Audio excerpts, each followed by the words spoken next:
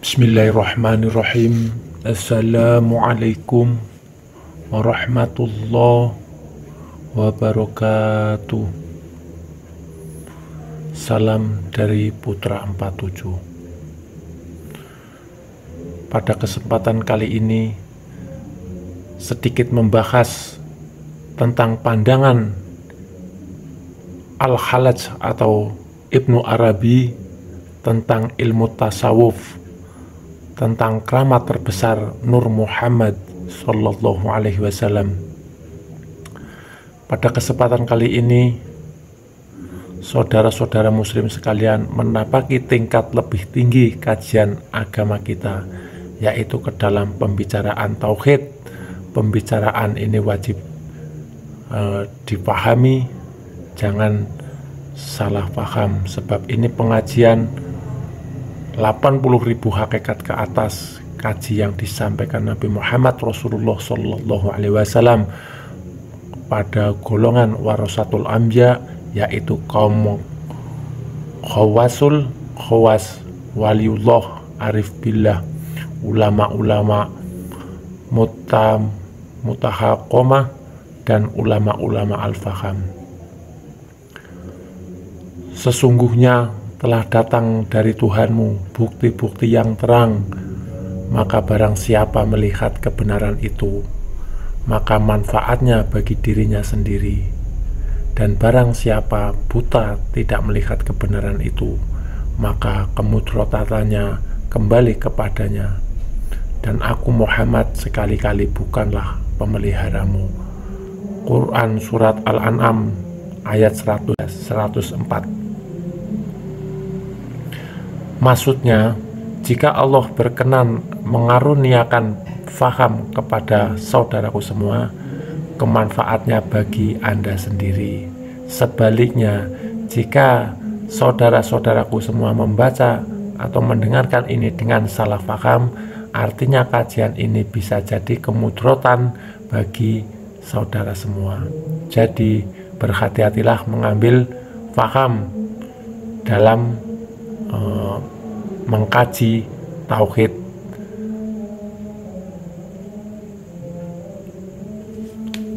Dalam pandangan Ibnu Arabi atau Al-Hallaj tentang ketuhanan, tidaklah seseorang dari kalian sempurna imannya sampai ia mencintai untuk saudaranya sesuatu yang ia cintai untuk dirinya. Hadis riwayat Bukhari Muslim. Min nurihi nabiyika, sebelum Tuhan menciptakan Nur Muhammad Sallallahu Alaihi Wasallam, terdahulu ditajalikanlah dari diri Tuhan sendiri cahayanya dirinya. Tentulah cahaya diri Tuhan itu menabari dirinya, karena cahaya Tuhan itu berdirikan Tuhan, bukan Tuhan berdirikan cahaya, dan bukan Tuhan bukan berupa cahaya. Dan cahaya diri Tuhan itu bernama Nur. Ingat, Nur itu nama, bukan berarti Nur itu berupa cahaya atau Nur berarti cahaya. Nama bagi Nur. Oleh ulama mutahaqqamah dan ulama-ulama al-faham serta para alim sufi, dikatakanlah Nur itu sebagai Nur ilahi, dan dikatakan juga Nurullah. Jadi cahaya diri Tuhan itu bernama Nur, bernama ilahi juga, bernama Allah Ta'ala. Jadi yang disebut Nur itulah cahaya diri Tuhan. Jadi yang disebut ilahi itulah cahaya diri Tuhan. Yang disebut Allah itulah cahaya diri Tuhan juga. Cahaya Tuhan itu bernama Nur, bernama ilahi, bernama Allah Ta'ala. Setelah Anda memahami uraian di atas, ketika kini Anda menyebut Allah, baru Anda sudah benar-benar sekaligus mengacu kepada diri Tuhan pribadi. Kini baru Anda sudah bisa disebut mengenal Allah Ta'ala. Dari nur Allah atau cahaya Tuhan ini, maka jadilah Nur Muhammad. Jadi cahaya Tuhan inilah yang bersifat jalal, kebesaran Allah, inilah kebesaran Tuhan, telah ada meliputi sekalian alam, dan Nur Muhammad ada juga sekarang ini. Jadi cahaya Nurullah dengan cahaya Nur Muhammad itu bergaul, tapi tidak bersekutu atau bercampur, tetapi tidak satu tetapi tidak bercampur. Untuk mendekatkan faham secara syariat, kita umpamakan pergaulannya seperti air tawar dan air asin yang ada di muara, bercampur tetapi tidak satu tapi tidak bercampur. Aku jadikan segala sesuatu dari Nur Muhammad, maka jasad kita ini kejadiannya dari Nur Muhammad. Dan setiap jasad tentu ada ruh, dan ruh itu kejadiannya dari zat. Innallaha ru'uhu Nabi sallallahu alaihi wasallam fi zatihi. Aku jadikan ruh Nabi Muhammad sallallahu alaihi wasallam dari zat Allah Ta'ala. Jelaslah sekarang kejadian jasmani kita ini dari Nur Muhammad, kejadian ruh dari zat Allah. Jadi diri kita ini zat sifat itu dari siapa? Diri Allah juga. Jadi manusia semuanya tetap dari awal dari Nurullah, Nur Muhammad, makalah jadilah manusia. Sedangkan Allah itu kodim, sudah bisa membedakan kodim dan makhluk atau baru, itulah makrifat. Makrifat yang sebenarnya ialah dapat membedakan di antara kodim dari muhadas. Zat dan sifat tidak punya warna-warni. Hakikat zat yang sebenar-benarnya adalah muhti atau muhit, meliputi sampai ke zarah-zarah sekalipun. Tuhan memberitahu, innahu bikulli syai'im muhit. Ingatlah, diri Tuhanmu meliputi segala sesuatu. Dalam ilmu tauhid, menurut pandangan Al-Khalaj atau Ibnu Arabi, yang dikatakan segala sesuatu itu ialah alam. Sedangkan tubuh Allah Ta'ala itu meliputi sekalian alam. Jadi apakah Allah itu? Tubuhnya alam. Tubuh alam itu wajib maha suci. Yang dikatakan maha suci itu bersih, tidak berwarna, tidak ada rasa, tidak ada bau, tidak bertempat, dan meliputi sekalian alam. Supaya jelas dan tidak bingung, yang dikatakan tubuh alam itu maha ruang, karena hakikat zat itu muhit. Jadi maha ruang itu adalah zat mutlak. Zat mutlak inilah tubuh sekalian alam. Inilah tubuh Allah Ta'ala. Karena tubuh Allah Ta'ala itu maha suci, dan karena zat mutlak, dikatakanlah tubuh ruh kudus atau roh yang suci. Tubuh roh kudus inilah rahasia Tuhan, inilah kemuliaan dan keagungan Tuhan.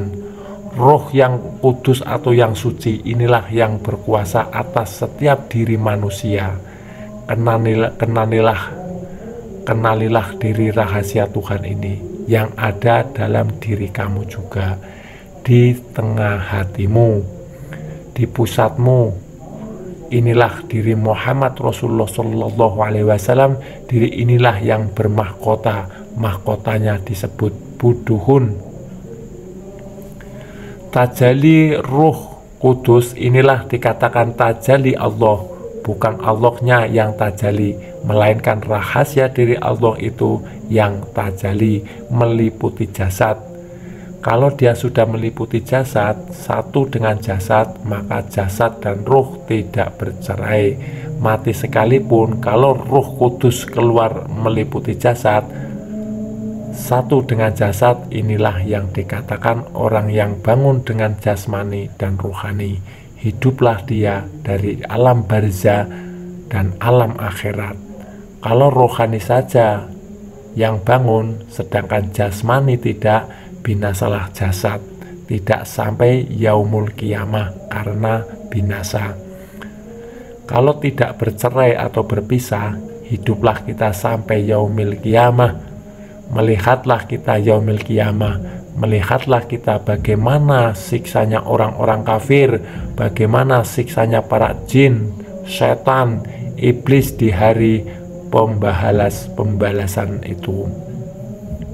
Kalau kita tidak bercerai jasad dan ruh, berarti kita bertubuhkan zohirul robi. Tubuh zohirul robi inilah yang tidak binasa dari dunia sampai akhirat. Inilah yang dikatakan Tuhan tubuhku, maha suci nyawaku. Sadarlah setiap saat, setiap detik keberadaan kita ini di dalam maha suci. Kita hidup di dalam ruangan Allah Ta'ala. Orang yang sudah paham tentang tubuh maha suci ini, dia bukan bertubuhkan dunia lagi, melainkan sudah bertubuhkan akhirat. Menurut Ibnu Arabi, banyak manusia salah faham, belajar mau mencari keputusan mati. Untuk apa? Yang perlu diketahui bagaimana agar kita hidup di dunia dan hidup pula di akhirat. Sedang hidup saja sekarang ini, kalau jasad dan ruh bercerai atau berpisah, maka jasad akan binasa. Apalagi setelah mati, kalau jasad dan ruh bercerai atau berpisah, binasalah jasad kita. Carilah ilmu jasad dan ruh tidak bercerai meski mati sekalipun. Kenali baik-baik, Allah itu tubuh alam, jadi meliputi semua alam. Kalau kita mengkaji masalah kosong atau maha ruang ini, insya Allah tidak akan tergelincir dan tidak akan masuk jurang. Cobalah sadari, baik kita di darat, di laut, di mana saja keberadaan kita, tetap di dalam tubuh maha suci atau di dalam tubuh maha ruang ataupun di lingkupan Allah Ta'ala. Ibnu Arabi juga mengatakan Tuhan sudah memberitahu fil ardi ayatun lil mukinin. Quran surat Az-Zariyat ayat 20. Wujud Tuhanmu atau zat Tuhanmu sudah nyata di dunia ini, meliputi sekalian alam dan nyata berdiri, tidak bertempat dan tidak memerlukan tempat, tidak berwarna, dan terlebih nyata lagi ke laisa kamislihi sayunya. Masalah laisa kamislihi sayunya ini tidak dapat dipecahkan oleh para filsuf. Bagaimana lah mau dipecahkan, apalagi oleh orang-orang tasawuf yang tanggung-tanggung ilmunya. Dengan pembahasan minurihi nabiyika, mudah-mudahan kita semua mendapat berkah dan keselamatan serta dapat dirasakan kebenarannya oleh orang-orang yang khusyuk dan tawadhu. Kita ini hidup sudah di dalam tubuhnya Allah Ta'ala, bukan Allah di dalam tubuh kita. Jadi harus paham ya, jangan seperti ikan bodoh, sudah jelas hidup di dalam air, masih juga mencari-cari air.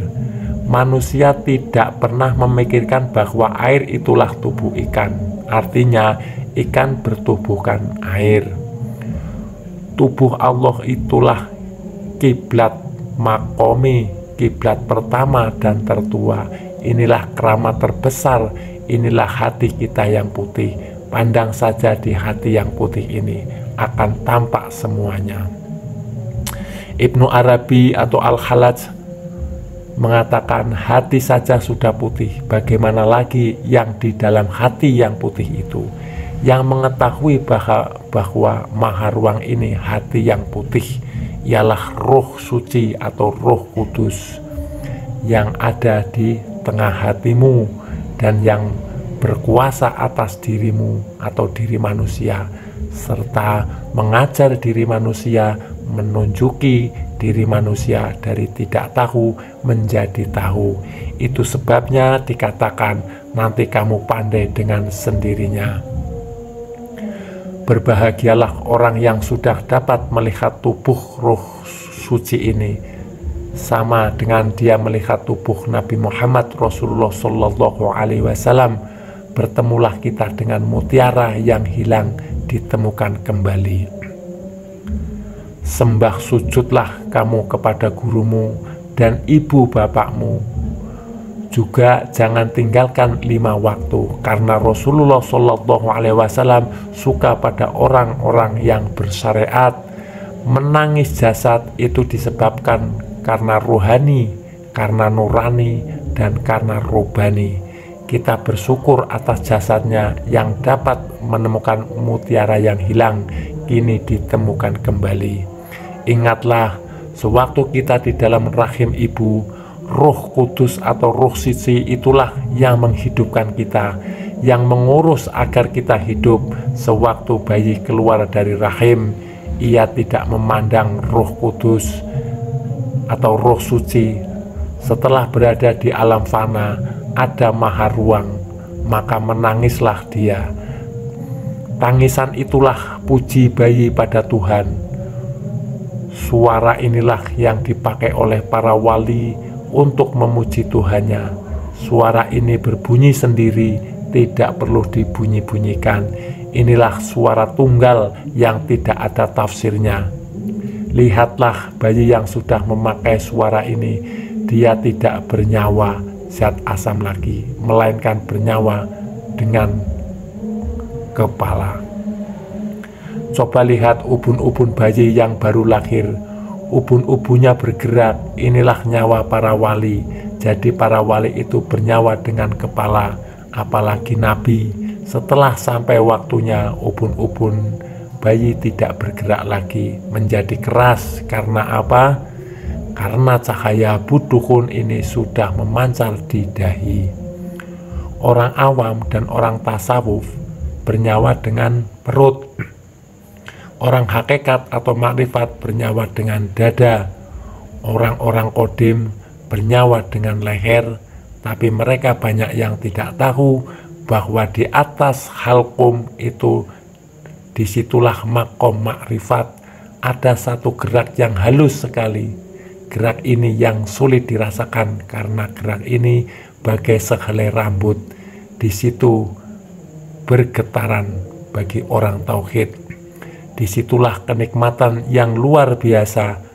Mengapa malah mau cari yang di perut, di dada, di leher, dan di halqum? Carilah yang di makom kodim. Ibnu Arabi menjelaskan, makanan saja kalau sudah sampai di leher, kita baru dapat merasakan nikmatnya. Apalagi kalau kita dapat merasakan makanan kodim itu. Semua kenikmatan makanan yang ada di dunia ini tidak bisa mengalahkan nikmatnya bergetaran di makom kodim. Inilah yang diistilahkan oleh orang tasawuf seperti menarik rambut di atas tepung, tidak ada sangkut-sangkutnya. Begitulah nikmatnya di makom kodim. Nyawa dicabut pun tidak terasa keluarnya, karena yang dirasakan nikmat saja terus. Itulah yang dikatakan Allah, itu nikmat senikmat-nikmatnya. Telah berkata-kata Allah dengan Musa, berarti Allah berkata-kata dengan manusia. Di mana Allah berkata-kata dengan manusia? Di dalam rahasia. Rahasia itu di mana? Di dalam sir hati. Imam Al-Ghazali bilang, di dalam relung hati atau sir yang paling dalam. Allah berfirman, wa ma utitum min ilmihi illa kalillah. Ilmu yang kuturunkan hanya sedikit. Ilmu yang sedikit ini ada di dalam sir. Keluarkanlah yang di dalam sir itu hingga satu dengan jasad. Dengan jalan praktek, ilmu yang sedikit ini bukan ilmu ulama-ulama, bukan ilmu ustadz-ustadz, bukan ilmu kiai-kiai. Ini ilmu para wali, wahai ulama, ustadz dan kiai. Ajarkanlah. Ini yang dinamakan ilmu illah. Khalil, mengapa manusia tidak mau mempelajari ilmu yang sedikit ini? Minta ulama atau ustadz kiaimu itu mengajarkan cara prakteknya kepadamu. Ulama atau ustadz atau kiai jangan hanya berbicara tentang hukum, tapi berbicaralah tentang tauhid atau tentang Allah Ta'ala. Ulama tasawuf bilang, atau Ibnu Arabi, kita mesti melalui tahali, dan tajali. Jangan bicara saja, ajarkanlah prakteknya juga agar umat ini puas. Demikian juga yang belajar, minta cara prakteknya pada ulama-ulama atau kiai atau guru. Tahali, dan tajali, tidak akan ada hasil.